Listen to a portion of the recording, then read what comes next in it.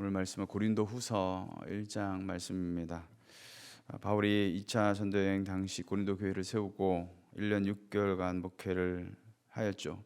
그리고 안디옥으로 돌아왔다가 3차 전도여행을 시작하면서 에베소 지역에서 사역을 하고 있을 때 고린도에서 사람이 와서 교회 안에 여러 가지 문제가 있음을 알렸고 이를 서신형 형식으로 기록한 것이 고린도 전서였습니다. 그러나 고린도 교회 성도들은 유대에서부터 온 거짓 사도들에게 미혹이 되어서 바울의 권위를 받아들이지 않음은 물론 바울의 사도권마저 의심하고 그의 사도직 수행에 대해서도 오해하게 되었습니다. 결국 고린도 교회 형편은 이전보다 더 악화되었던 것이죠.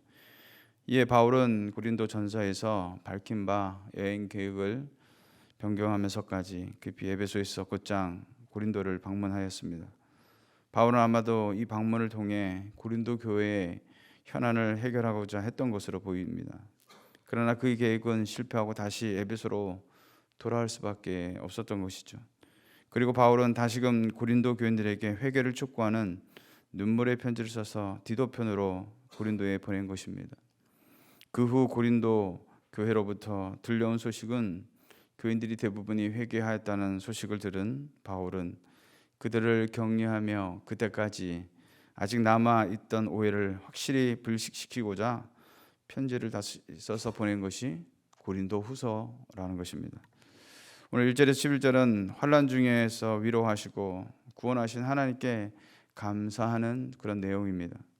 8절에 보면 형제들아 우리가 아시아에서 당한 환난을 너희가 모르기를 원하지 아니하노니 힘에 겹도록 심한 고난을 당하여 살 소망까지 끊어지고 라고 말씀하고 있습니다.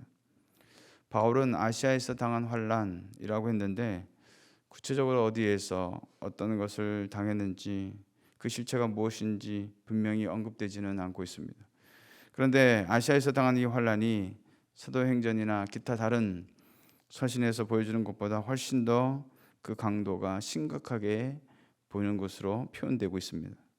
그가 당한 환난이 얼마나 컸는지 계속되는 표현에서도 힘에 겹도록 심한 고난이라고 말씀합니다. 그러한 고난을 당하다 보니까 아예 살 소망까지 끊어질 만큼 생명까지 위협당하는 절망적인 상태에 빠져 있음을 잘 보여주고 있는 것이죠. 심지어 9절에서는 사형선고란 말까지 표현하고 있습니다. 본문을 원문 그대로 다시 번역하면 우리는 스스로 우리 자신에게 사형 선고를 내렸다는 그런 의미인 것이죠. 외부의 어떤 사건들로 인해서 죽을 뻔했다는 말이 아니라 힘에 지나도록 고난이 너무나도 심해서 생명의 위협까지 느낀 상황에서 오직 죽음만이 자신들을 기다리고 있는 이런 생각밖에 할 수 없었다는 사실을 표현하고 있는 것입니다. 사랑하는 성도 여러분, 어떤 이유에서든지 인생에 심한 고난이 찾아올 때에 그 자체만으로도 얼마나 고통스럽겠습니까? 갑작스러운 고난으로 한동안은 정신을 차리지 못할 뿐만 아니라 정도에 따라서는 살 희망도 놓고 싶지 않았겠느냐라는 것이죠. 그런 이러한 고난 앞에서 도대체 뭘 어떻게 풀어가야 할지 알 수 없게 너무나도 막막할 뿐이다라는 것이죠. 그렇다면 이러한 고난을 주신 목적에 대해서 바울은 무엇이라고 말하고 있는가? 그 첫 번째는 바로 자기를 의지하지 말라는 것입니다. 9절에 보면 이는 우리로 자기를 의지하지 말고라고 말씀합니다. 여기에 의지하다란 말은 납득시키다, 확신시키다, 설득하다 그런 뜻입니다. 고난 앞에서 우리가 더 헤매는 이유가 뭐냐면 바로 그것은 잘못된 자기 확신 때문에 그렇다는 것이죠. 확신은 말 그대로 자신의 마음의 생각을 굳게 믿는 것입니다. 이것이 바로 교만이다라는 것이죠. 이것이 왜 교만이겠습니까? 내 자신을 확신할 것이 아니라는 것이죠. 고난 가운데 건지실 하나님을 신뢰하고 확신해야 함에도 불구하고 우리는 그 순간에도 자기의 자신을 확신하며 살아간다는 것입니다. 문제는 확신의 대상이 철저하게 잘못 설정된 것입니다.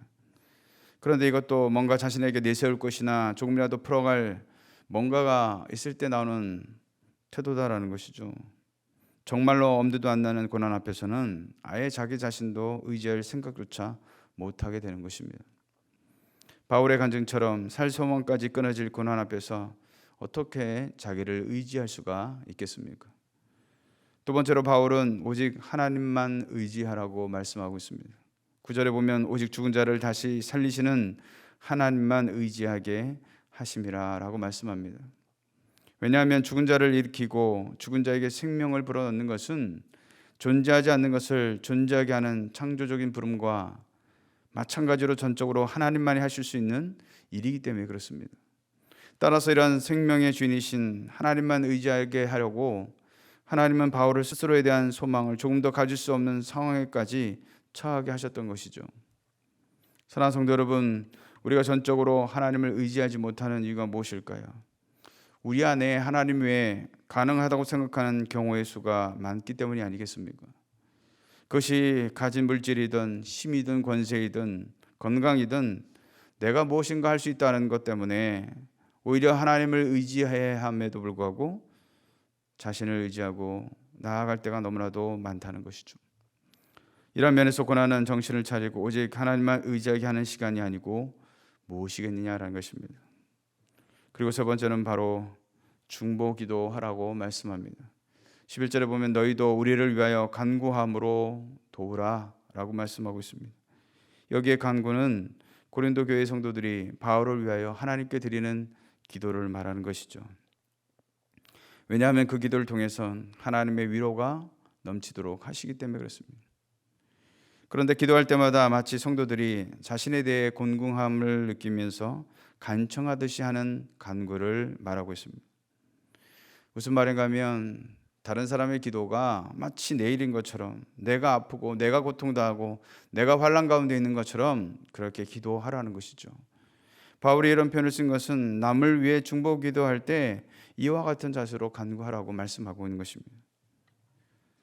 사랑하는 성도 여러분, 고난은 하나님께 집중하고 부르짖고 간구하는 시간이라고 할 수가 있습니다. 다른 지체의 문제를 내 문제로 여기고 함께 간절히 간구할 때 하나님께서는 그 기도를 통해서 응답해 주실 뿐만 아니라 오늘 바울이 서두에서 말씀하고 있는 것처럼 하나님의 크신 위로와 권하심이 그 기도 가운데 나타나게 되는 줄로 믿습니다.